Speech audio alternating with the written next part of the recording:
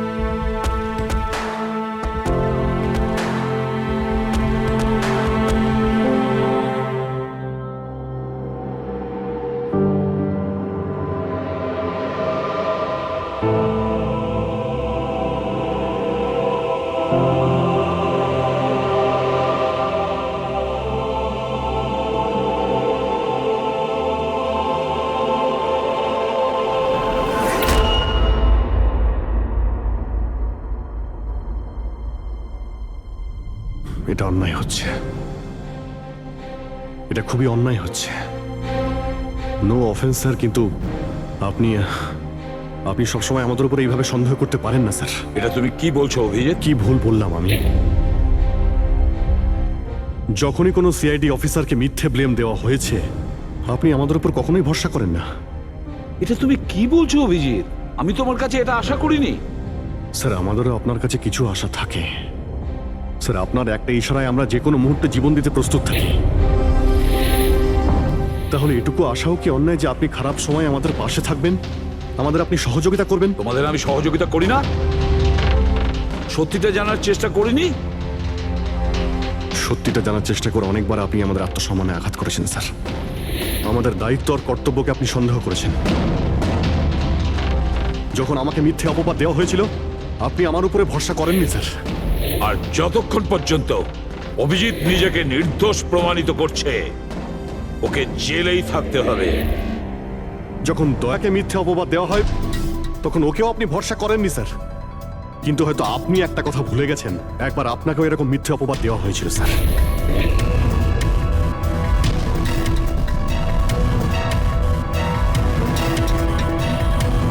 সেই মুহূর্তে আমাদের মধ্যে কেউ আপনাকে সন্দেহ করেনি। আমরা শক্ত দেওয়াল হয়ে আপনার সামনে দাঁড়িয়েছিলাম স্যার, যাতে আপনাকে কেউ ক্ষতি করতে না পারে। তাহলে আমাদের খারাপ সময় কি আপনি আমাদের পাশে দাঁড়াতে পারেন না? অভিজিৎ কোনো অপরাধীর থেকেও বিপজ্জনক একজন ইমোশনাল সিআইডি অফিসার। তুমি ইমোশনাল হয়ে যাচ্ছ অভিজিৎ। আমি তোমাকে এই কেস থেকে সরিয়ে দিলাম।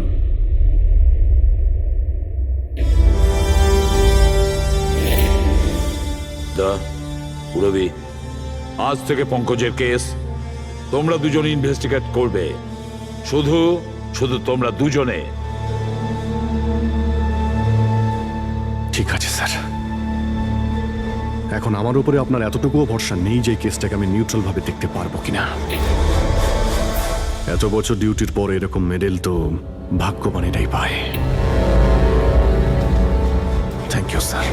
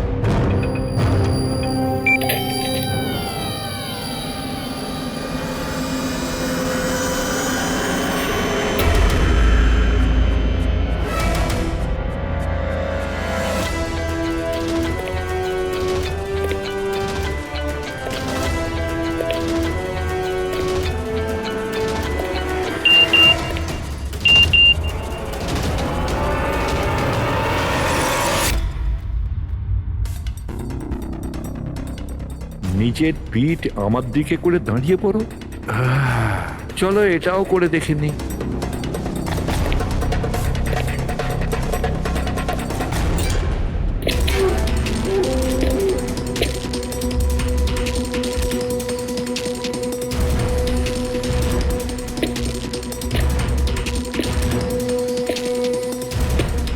আপনি এসে গেছেন স্যার। আমি আপনার জন্য অপেক্ষা করছিলাম। ওইখানে আপনার ফাইলটা আছে, ওখানে পুরো ফাইন্যান্সিয়াল প্ল্যান পড়ে আছে এবং আমার স্থির বিশ্বাস যে আপনার খুব পছন্দ হবে।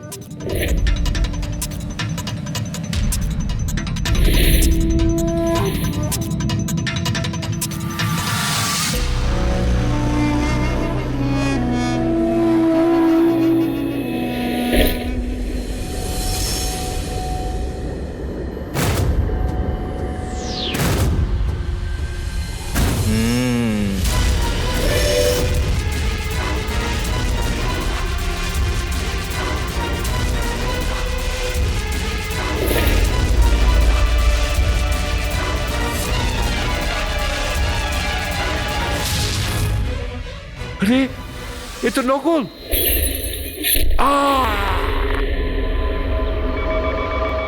Hello, ACP Pradyuman here. What? কখন? আচ্ছা, ঠিক আছে।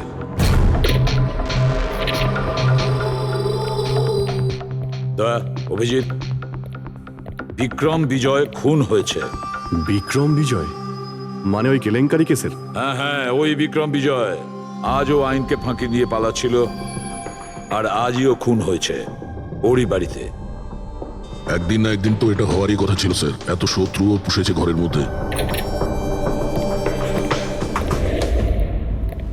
Sir, I am really sorry sir, একটু লেট হয়ে গেলাম। কি ব্যাপার পঙ্কজ, কোথায় ছিলে তুমি? স্যার আসলে বাবার শ্রাদ্ধ ছিল আজ, তাই মন্দিরে গেছিলাম পুজো দিতে। ঠিক আছে। আর এটা হাতে কি হয়েছে? আরে স্যার, আসতে গিয়ে লেগে গেল, তেমন কিছু না, খুব বেশি লাগেনি স্যার। ঠিক আছে, তৈরি হয়ে নাও, একটা মার্ডার কেস এসেছে।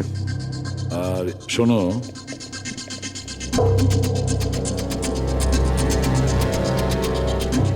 কার আবার মার্ডার হলো? বিক্রম বিজয়।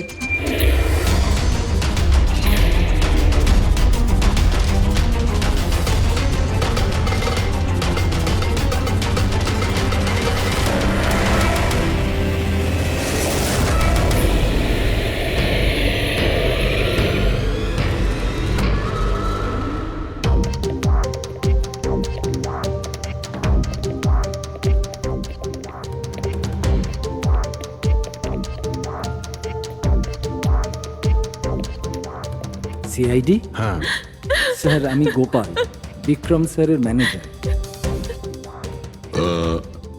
এই তিনজন কারা?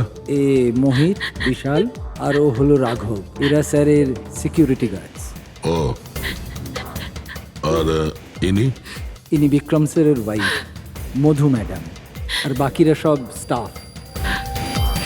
বডি কোথায়? স্যার, বডি ভেতরে আছে। এই ঘাড়ে আঘাত করেছে আর পেট আর বুকেও মেরেছে। খুনি এটা শিওর হতে চেয়েছিল যে কোনোভাবেই যেন এ বেঁচে না যায়।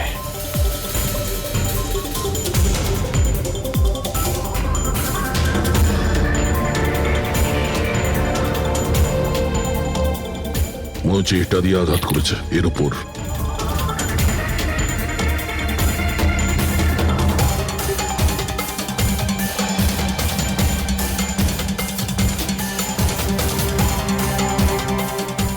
বিক্রমের ফোনে শেষ মেসেজটা কোনো আননোন নাম্বার থেকে এসেছিল। নিজের পিঠ আমার দিকে করে দাঁড়াও। পিঠ আমার দিকে মানে ওই লোকটা কি একে নিজের মুখ দেখাতে চাইনি নাকি?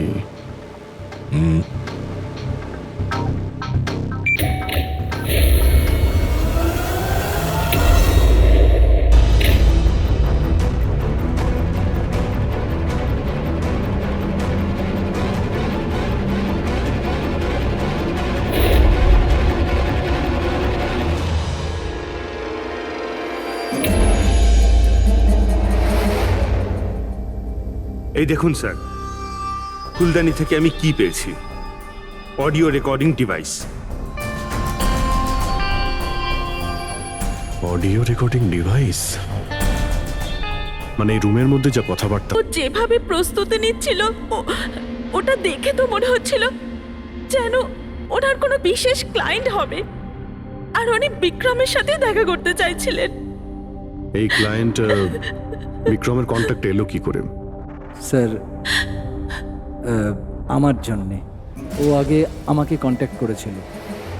ও বিক্রম স্যারের পুরো ইতিহাস ভালো করে জানতো, আর বিক্রম স্যার ওর এই হোমওয়ার্কে খুব ইমপ্রেসড হয়েছিল, আর উনি আমাকে মিটিং ফিক্স করতে বলেছিলেন। আপনি ওর সঙ্গে আগে দেখা করেছিলেন? না স্যার, ওই ফোন করেছিল, আর সেটাও প্রাইভেট নাম্বার থেকে।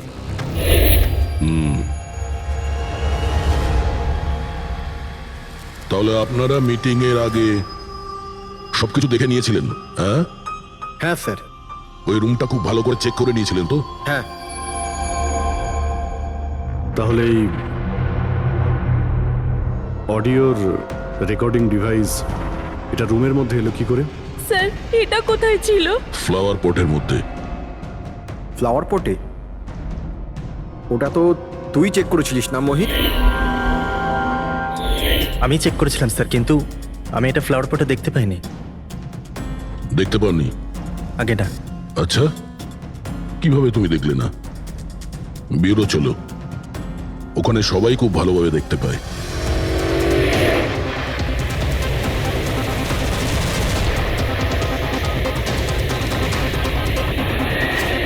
মোহিতের উপর নজর রাখবে। গুলি চালাবে না। কৈলাস স্যার আপনি? কে ইনি? ইনি সিবিআই অফিসার কৈলাস বাবু। কেমন আছেন স্যার? দারুণ। কি ব্যাপার স্যার, হঠাৎ করে আপনি আমাদের রাস্তা আটকে দিলেন? অভিজিৎ আমার ওই লোকটাকে চাই যে তোমাদের সিআইডির গাড়িতে বসে আছে। মোহিত?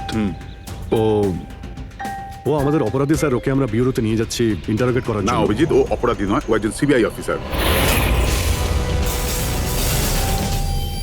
কি বলছেন আপনি? এই মোহিত সিবিআই অফিসার? কিন্তু স্যার এ তো ওই বিক্রমের ওখানে গার্ডের চাকরি করছিল। দেখাবার জন্য, সত্যিটাকে লুকোবার জন্য। কিরকম সত্যি স্যার? মোহিত একজন আন্ডার কভার। ও আমার কথাতেই ওখানে ডিউটি করছিল, আর আমার কথাতেই ও বিক্রমের ওখানে রেকর্ডিং ডিভাইসটা লাগিয়েছিল। আর এই কারণে কিছুই বলতে হচ্ছিল না। আন্ডার কভার মরে যাবে কিন্তু প্রোটোকল ভাঙবে না। না ঠিক আছে স্যার, ওই অ্যাকচুয়ালি কিছু জিজ্ঞাসাবাদ তো করতেই হবে, খুনের ব্যাপার তো, জাস্ট জেনারেল জিজ্ঞাসাবাদ। আর আমরা ওই অডিও রেকর্ডিংটা পেতে পারি স্যার? আমরা জানতে চাই যে খুনি আর বিক্রমের মধ্যে কি কথা হয়েছে। আপনি এসে গেছেন স্যার, আমি আপনার জন্যই অপেক্ষা করছিলাম। ওইখানে আপনার ফাইলটা আছে, ওখানে পুরো ফাইন্যান্সিয়াল প্ল্যান পড়ে আছে, এবং আমার স্থির বিশ্বাস যে আপনার খুব পছন্দ হবে। এটা নকল। মনে হচ্ছে এই বিক্রম বিজয় খুনিকে চেনে, সেই কারণে খুনি ওকে নিজের মুখ দেখতেই দেয়নি।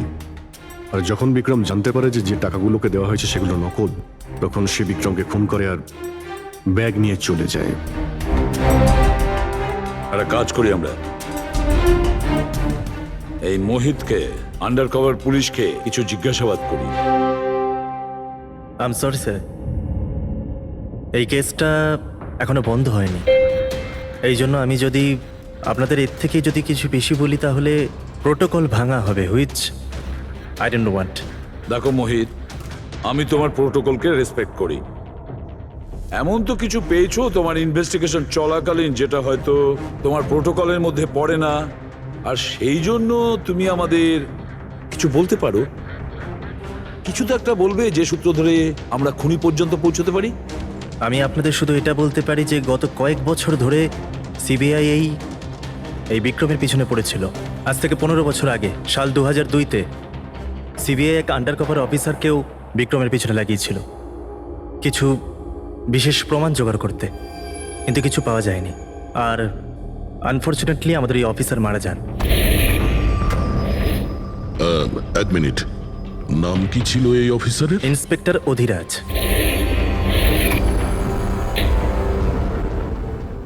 ইন্সপেক্টর অধিরাজ? এই বোতলে যে রক্তটা আছে, এই রক্তে বিক্রমের ডিএনএ ছাড়াও অন্য কারো ডিএনএ আছে। বিক্রমের ডিএনএ ছাড়াও অন্য কারো ডিএনএ আছে? তুমি বলতে চাইছো অন্য কেউ ছিল? কে ছিল সালুকে? ক্রিমিনাল ডাটাবেসের সঙ্গে কম্পেয়ার করে দেখেছিলে, ম্যাচ করে দেখেছিলে তুমি? তার দরকার পড়েনি। প্রয়োজন ছিল না কি বলছো সালুকে? সেটা কার ডিএনএ? ওই ডিএনএ হ্যাঁ, পঙ্কজের। হোয়াট? ওই ডিএনএ পঙ্কজের? আমাদের পঙ্কজের? আমাদের পঙ্কজের। এটা কি করে হতে পারে? সিআইডি অফিসার হলো পঙ্কজ। সিআইডি অফিসার পঙ্কজ খুন করতে পারে? আমাদের একজন অফিসার খুনি? কিন্তু স্যার, পঙ্কজ কেন খুন করতে যাবে? সেটাই তো, সিআইডি অফিসার কেন খুন করতে যাবে? স্যার, বিক্রমের বাড়ির থেকে 1 কিলোমিটার দূরে পুলিশ একটা বেবারিশ মোটরসাইকেল পেয়েছে স্যার। কার মোটরসাইকেল ছিল ওটা? স্যার, ও পঙ্কজের ওটা।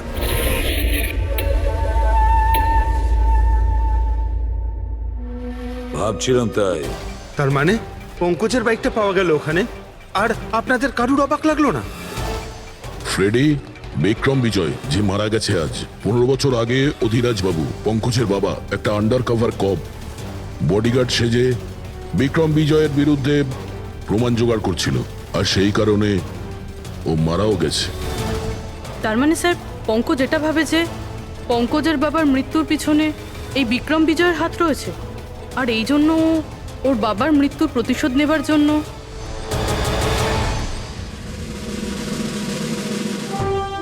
পঙ্কজ এখন কোথায়?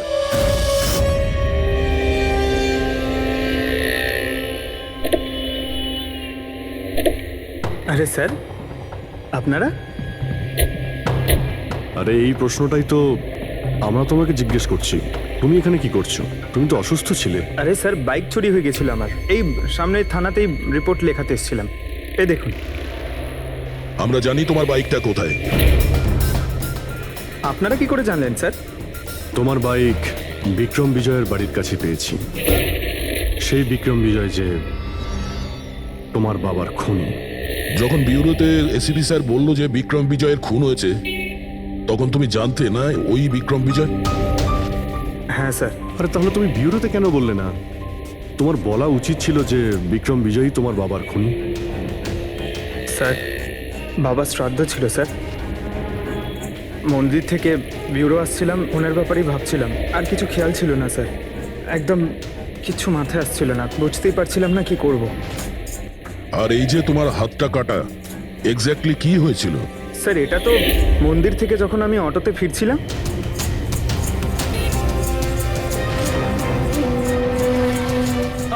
কি হলো স্যার? তাহলে একজন অচেনা লোক আঘাত করে চলে গেল? হ্যাঁ, এমনি অকারণে? স্যার, আমি জানি বিশ্বাস করাটা একটু কঠিন, কিন্তু এটাই সত্যি। আচ্ছা পঙ্কজ, তুমি সবসময় তো বাইকে করে বিউরোতে আসতে, হঠাৎ তুমি অটো করে কেন এলে? হঠাৎ করে না স্যার, আমার বাইক তো দুদিন ধরে খারাপ হয়ে রয়েছে। তাহলে তোমার খারাপ হয়ে যাওয়া বাইকটাকেও নিয়ে গেল, সে ওটাকে রিপেয়ার করলো আর ঠিক হয়ে যাওয়ার পর ওটাকে একটা ফাঁকা জায়গায় ফেলে দিয়ে এলো, তাও কাকতালীয় ভাবে এমন একজনের বাড়িতে ফেলে দিয়ে এলো যার আজই খুন হয়েছে, আর যে তোমার বাবার খুনিও। স্যার আপনারা আমাকে সন্দেহ করছেন? আপনাদের মনে হচ্ছে ওই বিক্রম বিজয়কে আমি মেরেছি?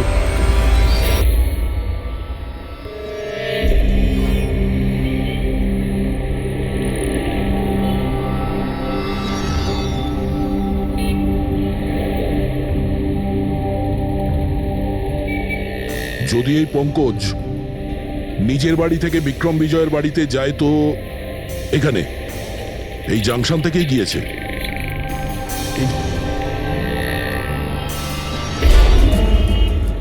স্যার সিগন্যালে সিসিটিভি ক্যামেরা রয়েছে।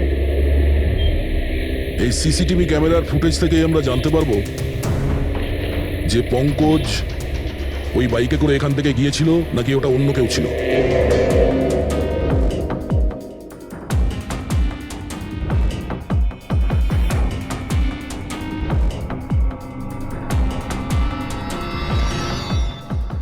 এক মিনিট রিওয়াইন্ড করো, পজ করো। স্যার এই দেখুন, একে পঙ্কজের মতনই দেখতে লাগছে না? বাইকের নাম্বার হলো XYA4784। স্যার পঙ্কজের বাইকের নাম্বারও এটাই। পুরবি, এই পঙ্কজ এতটা তো ভুল করবে না যে একটা অপরাধ করতে যাওয়ার আগে রাস্তায় আর একটা অপরাধ করবে, সিগন্যাল ভাঙা। নিশ্চয়ই কেউ আছে যে পঙ্কজকে ফাঁসাতে চাইছে, আর সেই কারণে ও সিগন্যালটা ভেঙেছে, যাতে আমাদের যে সন্দেহটা আছে পঙ্কজের উপর ওটা আরো মজবুত হয়। কিন্তু স্যার পঙ্কজকে কে ফাঁসাতে চাইবে? হতে পারে ওর কোনো পুরনো শত্রু। স্যার আমার এমন কোনো পুরনো শত্রু নেই যে আমাকে ফাঁসানোর জন্য এরকম কিছু করবে স্যার। পঙ্কজ খুব ভালোভাবে চিন্তা করো, কেউ তো হবে। না স্যার। যদি তোমার কোনো শত্রু না থেকে থাকে তাহলে এই খুন তুমিই করেছো। তুমি নিজের বাবার মৃত্যুর প্রতিশোধ নিয়েছো তুমি, আর সেটাও ওনার মৃত্যুবার্ষিকীতে। স্যার আমার প্রতিশোধ নেবার কোনো মেন্টালিটি নেই স্যার। আমি আমি খুনি না স্যার, আমি একজন সিআইডি অফিসার। যতদূর বাবার কথা স্যার, আমি তো ওনাকে ভালো করে দেখিও নি স্যার। আমার তো এমন কিছু মনেও নেই যে উনি আমাদের সঙ্গে কখনো টাইম স্পেন্ড করেছেন বা আনন্দ করেছেন। স্যার উনি হয়তো কখনো ভাবতেনও না যে ওনার একটা ছেলে আছে যার ওনাকে প্রয়োজন। তার মানে হলো তোমার বাবার সঙ্গে তোমার সম্পর্ক ভালো ছিল না? স্যার উনি একজন আন্ডারকভার কপ ছিলেন, বেশিরভাগই নিজের কাজে ব্যস্ত থাকতেন। বাড়ি, সংসার, সন্তান, পরিজন সেসব নিয়ে উনি কোনোদিন মাথায় ঘামাননি। আমাকে শুধু আমার মাই মানুষ করেছেন স্যার। কিন্তু তাও বলছি পঙ্কজ, তোমার নিজের বাবার সাথে কোনো না কোনো স্মৃতি তো জড়িয়ে থাকবে না? কিছু মনে আছে? শুধু স্যার এইটুকুই মনে আছে আমার স্যার, আমাকে উনি মেলায় ঘুরতে নিয়ে যেতেন, কিন্তু মেলায় নিয়ে যাওয়ার আগে উনি আমাকে হসপিটালে নিয়ে যেতেন প্রতিবার। কি হসপিটালে? ওটা কেন? হয়তো ছোটবেলায় আমি খুব অসুস্থ থাকতাম, আর উনি হসপিটালে নিয়ে যেতেন, আর আমার খুব ব্যথা লাগতো স্যার। যন্ত্রণা? পঙ্কজ, কোথায় যন্ত্রণা হতো? স্যার পিঠে, এখানে স্যার। পিঠে? পঙ্কজ, ডাক্তার পিঠে কি করতো? না স্যার, তেমন কিছু মনে পড়ছে না স্যার। মনে করো পঙ্কজ, মনে করো কি করতো? তোমার পিঠে ইঞ্জেকশন দিত বা পিঠের থেকে রক্ত বার করতো? কি করতো মনে করো? Sir sir sir drill machine দিয়ে কিছু করতো হসপিটালে। কি বলে? ড্রিল মেশিন দিয়ে? আর তারপরে তোমার পিঠে যন্ত্রণা হতো? খুব ব্যথা করতো স্যার, আমি তো এক সপ্তাহ ঠিক করে বসতে পারতাম না। আর তারপর বাড়ি যাবার পর তোমার ঘুম পেত, অদ্ভুত কিছু মনে হতো, মাথা ঘুরতো? হ্যাঁ স্যার। মেলায় যখন আমি ঘুরতে যেতাম তখন ঘোরের মধ্যে থাকতাম স্যার, সারাক্ষণ মাথাটা ঝিমঝিম করতে আর ঘুরতো স্যার। কিন্তু স্যার এই কথাটার কেসটার সাথে কি সম্পর্ক? সম্পর্ক আছে বস। আমার মনে হচ্ছে এর বাবা এর খুব কম বয়সে এর বোন ম্যারো ডোনেট করে দিয়েছিল। কিন্তু স্যার বাচ্চাদের বোন ম্যারো ডোনেট করা তো বেআইনি কাজ। বেআইনি কাজ, কিন্তু আমার মনে হচ্ছে বস টাকার জন্য বা যে কোনো কারণেই হোক ওই ডক্টর এর বাবার জন্য এই সমস্ত করেছে। সেটা বুঝলাম স্যার, কিন্তু আমি এখনো এটা বুঝতে পারছি না যে ওই ঘটনাটার এই কেসের সাথে কি সম্পর্ক। কানেকশন এইটা পুরোপি, যখন কাউকে বোন ম্যারো ডোনেট করা হয়ে থাকে তখন যাকে বোন ম্যারো ডোনেট করা হয়েছে সেই ব্যক্তির হিউম্যান কাইমারিজম হয়ে যায়। হিউম্যান কাইমারিজম?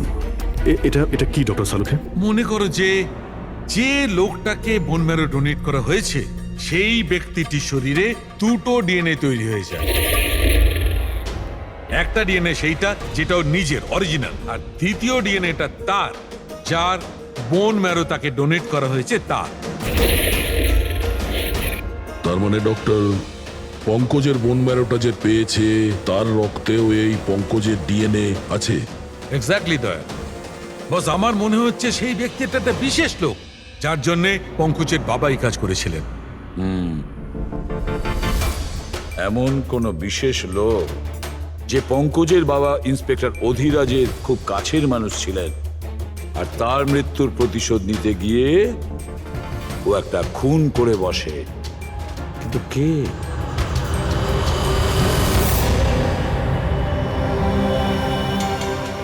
দয়া। Hi sir. হ্যালো অভিজিৎ।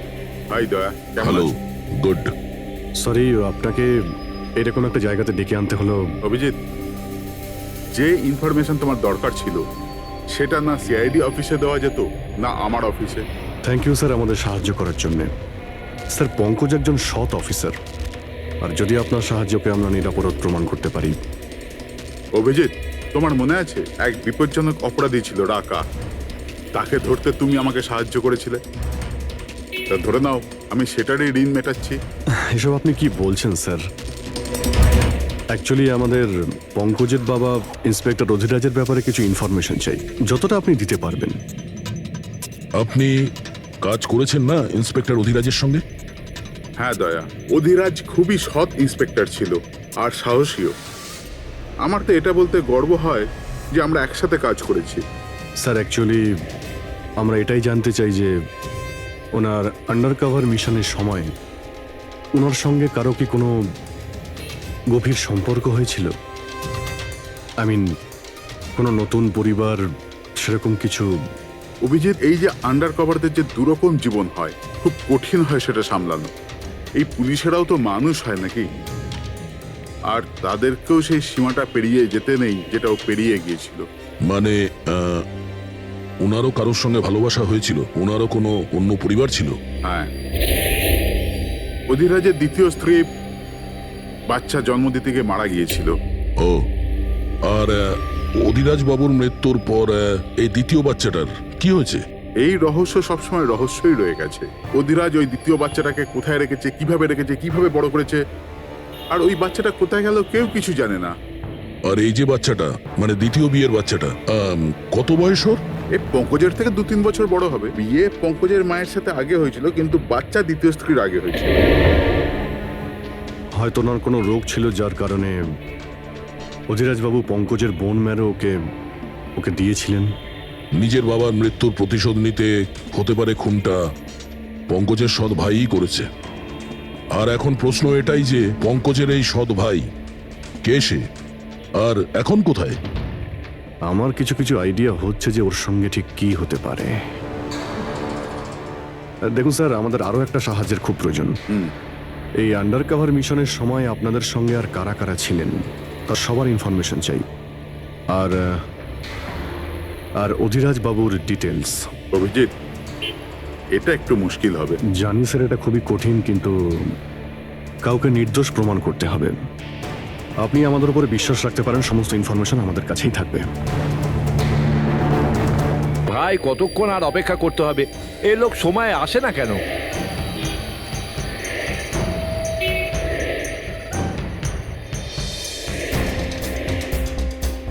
আরে ভাই, আধ ঘন্টা ধরে অপেক্ষা করছি।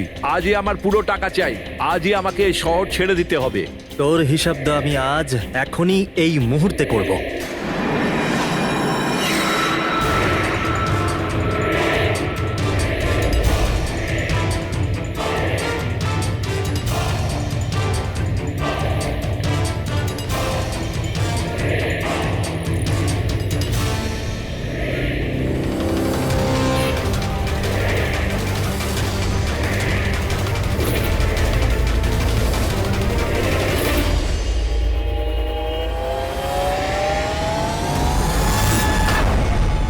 তোর অ্যাকাউন্ট সিআইডি বন্ধ করবে।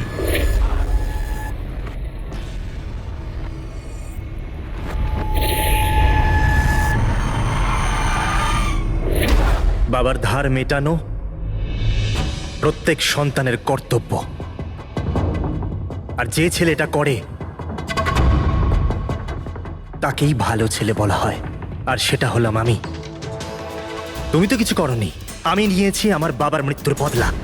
দেখো মোহিত, তোমাদের বাবা ইন্সপেক্টর অধিরাজ একজন সৎ, একজন কর্তব্যপরায়ণ পুলিশ অফিসার ছিলেন।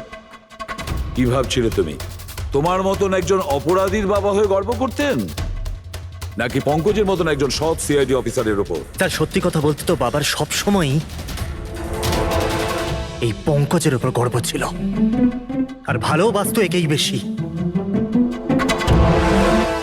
আমাকে তো উনি অনাথ আশ্রমে দিয়ে দিয়েছিলেন স্যার, যাতে ওনার দ্বিতীয় পরিবারের ওপর কোনো আঁচ না আসে। তুমি যখন এই কথাটা জানতে আমাদের কাছে এলে না কেন? আমি তো তোমার ভাই, একসঙ্গে ধরতাম বিক্রমকে, তাও আইনের পথে। চাই না আমার তোমার সাহায্য। আমাদের বাবার হত্যাকারীকে কিভাবে ধরতে হবে, কিভাবে ওর উপর প্রতিশোধ নিতে হবে, এর প্ল্যানিং আমি আগে থেকে করে রেখেছিলাম, অনেক দিন থেকে। আর এটাই হলো কারণ আমার সিবিআই অফিসার হওয়ার। আর ঠিক আমার বাবার মতোই একটা আন্ডার কভার মিশনে গেছিলাম ওই বিক্রমের বিরুদ্ধে, কিন্তু এইবার তাকে সাজা দেওয়ার জন্য নয় স্যার, বরং ওকে শেষ করার জন্য। একজন সিবিআই অফিসার হয়েও তুমি অপরাধ করেছো। তোমাদের মতো অফিসারের জন্যই সবাই আইনের উপরে ভরসা করতে পারে না। এই কাজে কেতন তোমাকে সাহায্য করেছিল না? হ্যাঁ স্যার, কেতনও আমার বাবার সাথে কাজ করত। সেও একজন আন্ডার কভার অফিসার ছিল, সেই আমাকে সবকিছু বলেছে। আর তার বলাতেই আমি জানতে পারি যে ছোটবেলায় আমার একটা অপারেশনও হয়েছিল। আর যখন তুমি জানতে পারলে যে তোমার রক্তে দুটো ডিএনএ আছে, একটা তোমার আর একটা আমার, তুমি খুন করে আমাকেই ফাঁসিয়ে দিলে। হ্যাঁ, আর এই জন্য আমার রক্ত বার করে আমি অস্ত্রের ওপরে ছড়িয়ে দিয়েছিলাম, আর তারপর তোমার হাত কেটেছিলাম, যাতে এক তীরে দুই পাখি মরে। আমার দুই শত্রু, আমার বাবার হত্যাকারী ওই Vikram. Hello Kailash sir. Sir, আমি বিক্রমের রুমেতে অডিও ডিভাইস লাগিয়ে দিয়েছি।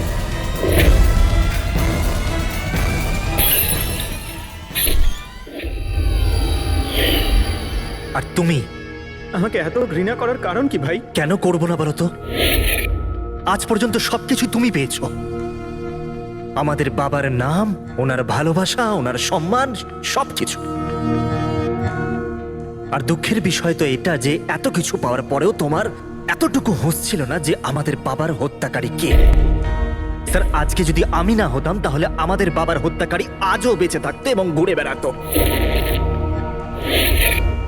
আর তুমি কি পেলে মোহিত? জেল। আর খুন করে তোমার বাবা কি পেল? মরার পরে লজ্জা। স্যার, একটা প্রশ্ন করতে পারি আপনাকে? আপনারা আপনারা আমার কাছে পৌঁছলেন কি করে? কারণ আমি এতটুকুও ভুল করিনি সমস্ত প্রমাণ পঙ্কজের বিরুদ্ধে করতে। সেটা তো আমরা জানতাম, পঙ্কজ এ কাজ কোনোদিন করতে পারে না। আর বাকি রইল তোমার অবধি পৌঁছানোর। যখন আমরা দুটো ডিএনএ এর খোঁজ পেলাম, আমরা তোমার বাবা ইন্সপেক্টর অধিরাজের ব্যাকগ্রাউন্ড চেক করলাম। সেখান থেকেই আমরা জানতে পারি যে ওনার আরো একজন ছেলে আছে, তুমি। ব্যাস, আমরা সেই ছেলের ঠিকুজি খুঁজে বার করলাম। তোমার আর পুরো ব্যাপারটা ছবির মতন পরিষ্কার।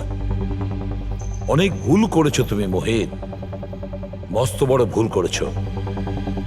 আইন তোমাকে কঠোর থেকে কঠোরতম শাস্তি দেবে, হয়তো যাবজ্জীবন জেল, না হলে ফাঁসি।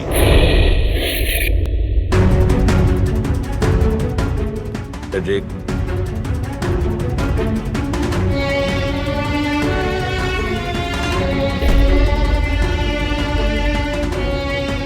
সরি স্যার, আমি জানি তোমার মনে শুধু আমার প্রতি ঘৃণাই আছে, কিন্তু আমি সত্যি জানতাম না আমার কোনো ভাই আছে। আমি জানি না তোমার সঙ্গে কি হবে, কিন্তু তুমি একটা কথা সবসময় মনে রেখো, আমি তোমার অপেক্ষা করব। I'll wait for you, brother.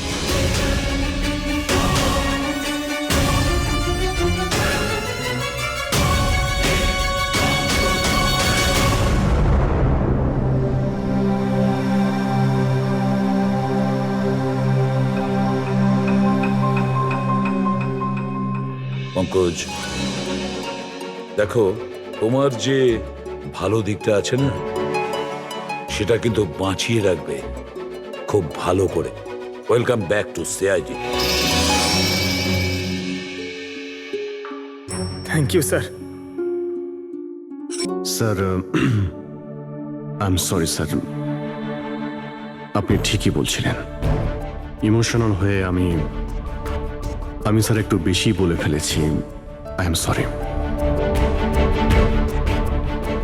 দেখো অভিজিৎ, তোমরা সবাই আমার কাছে শুধু সিআইডি অফিসার নও, তোমরা আমার গর্ব, আমার আত্মবিশ্বাস, তোমরা আমার শক্তি। তোমরা আর এসিবি প্রদ্যুমান আজ পর্যন্ত নিজের শক্তিকে সন্দেহ করেনি, না কোনোদিন করবে।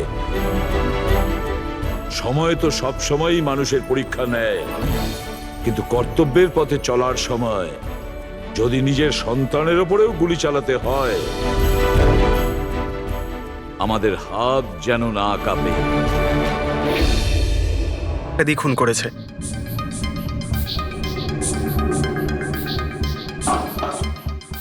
ও জানতো যে বিল্ডিংটা ব্লাস্ট হতে চলেছে, সেই জন্য যন্ত্রটা লুকোনোর প্রয়োজন মনে করেনি। স্যার, বডি এই গ্যাপটাতে রাখা ছিল, এইখানে ব্লাস্টের পয়েন্টের একদম কাছে।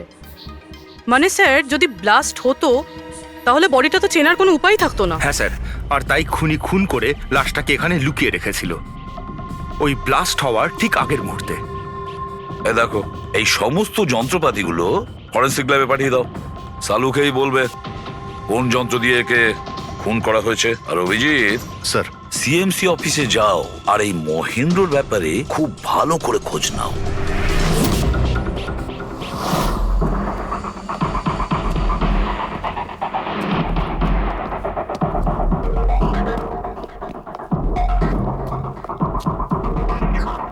Excuse me.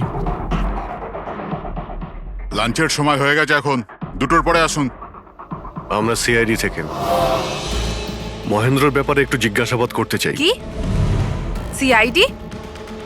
মহেন্দ্র স্যার কি কোনো গন্ডগোল করেছেন? ও তো স্যার আজকে অফিসে আসেননি, কাল থেকেই ছুটিতে আছেন। অ্যাকচুয়ালি আমরা মহেন্দ্রর লাশ পেয়েছি, ওনাকে কেউ খুন করেছে। খুন? কে করেছে? স্যার আমি জানি এই খুনটা কে করেছে। ওই পিয়ন গত সপ্তাহে ওকে চাকরি থেকে ছাঁটাই করেছিলেন মহেন্দ্রবাবু। এটা হতেই পারে মহেন্দ্রবাবুর খুন ওই করেছে। কেন? ওনার নতুন অ্যাসিস্ট্যান্টও তো হতে পারে। সবাই জানে ও কতটা হিংসে করতো ওনাকে। না, এই কাজটা ওনার মিসেসেরই হবে। মনে হচ্ছে এই মহেন্দ্রবাবুকে সবাই পছন্দ করতো না। কি হচ্ছে এখানে? তোমরা কি সব গল্প করতে এসেছো? হ্যাঁ, চলো। এটা কিভাবে সম্ভব? স্যার, আপনি আপনি বেঁচে আছেন? এনারা তো বলছিলেন আপনার মার্ডার হয়ে গেছে। মার্ডার আমার? কি মজা করছো? এক মিনিট আপনি আপনি কে? আমরা সিআইডি থেকে। সিআইডি? স্যার আমি মহেন্দ্র। মহেন্দ্র? এই মহেন্দ্র নামে কি দুজন লোক ছিল তাহলে? স্যার এইসব কি বলছেন? আমার মার্ডার কি করে হবে? এক মিনিট আমার মনে হয় যে মহেন্দ্রবাবু কিছু গন্ডগোল হয়েছে। যদি আপনি সিএমসি অফিসার মহেন্দ্র হন তাহলে ইনি কে চেনেন আপনি? আরে এ তো অশোক। অশোক তো অশোক? হ্যাঁ স্যার, এই অশোক সামনের ওটিপি রেস্টুরেন্টে কাজ করে, ওয়েটার ওখানে। ওয়েটার? হ্যাঁ। তাহলে বিল্ডিং এর লোকেরা একে সিএমসি অফিসার মহেন্দ্র কেন বলছিল? এই লোকটা এখানে কাজ করতো? হ্যাঁ স্যার, এখানেই কাজ করতো। আগের সপ্তাহতেই তো আমি একে চাকরি থেকে বের করেছিলাম। কি হয়েছে এর? একে খুন করা হয়েছে। খুন? কিন্তু এখানে তো আগের সপ্তাহ থেকেও আসেনি স্যার। আপনি ওনাকে চাকরি থেকে তাড়িয়েছিলেন কেন? স্যার ও সবার সামনে আমাকে উল্টোপাল্টা বলেছিল স্যার, তাই বার করতে বাধ্য হলাম। এমন কি করেছিল সে? স্যার জানি না স্যার, কিন্তু কিছুদিন ধরেই কিছু না বলেই ও উদাও হয়ে যেত বাইক নিয়ে, তাও আবার ধান্দার সময় স্যার। আর আমি যখন জিজ্ঞেস করলাম আমাকেই উল্টোপাল্টা বললো আমি কাজ করবো না, নিজের কাজ নিজের কাছেই রাখো। তাহলে ও বাইক নিয়ে চলে যেত আর আপনি জানেনও না ও কোথায় যেত? না স্যার, আমি জিজ্ঞেস করেছিলাম কিন্তু ও কখনো আমায় বলেনি। আচ্ছা, ও কি প্রত্যেক দিনই এখান থেকে বেরিয়ে যেত? স্যার প্রত্যেক দিন যেত একই টাইমে, 1টার সময় উদয় হয়ে যেত আর 2টোর সময় ফেরত চলে আসতো। হ্যাঁ স্যার, এই হলো সেই রেস্টুরেন্টটা যেখানে অশোক কাজ করত। প্রত্যেক দিন 1টার সময় বেরিয়ে যেত আর 2টোর সময় চলে আসতো। তার মানে হলো যাওয়া আসা এবং যে কাজের জন্য বেরোতো সেটা করে 1 ঘন্টায় ফিরে আসা। স্যার, যে দিন এই অশোক রেস্টুরেন্ট থেকে উধাও হয়ে গেছিল ওই দিনগুলোর অনেক রিপোর্ট আমরা চেয়েছি, আর ওই রিপোর্ট অনুযায়ী ওই দিনগুলোতে 1টা থেকে 2টোর মধ্যে যে ট্রাফিকের যা পরিস্থিতি ছিল ওই এরিয়াতে, সেই হিসেবে এই পর্যন্ত যেতে পারে। এই পুরো এরিয়াটা 7-8 কিলোমিটারের মধ্যেই মনে হচ্ছে। হ্যাঁ স্যার, কিন্তু ওর মোবাইলটা সারাক্ষণ বন্ধই ছিল, তাই ওর লোকেশন পাইনি। স্যার হ্যাঁ স্যার, লোকেশন তো খুঁজে পাইনি, কিন্তু ফোন রেকর্ড থেকে একটা কথা বুঝতে পেরেছি স্যার।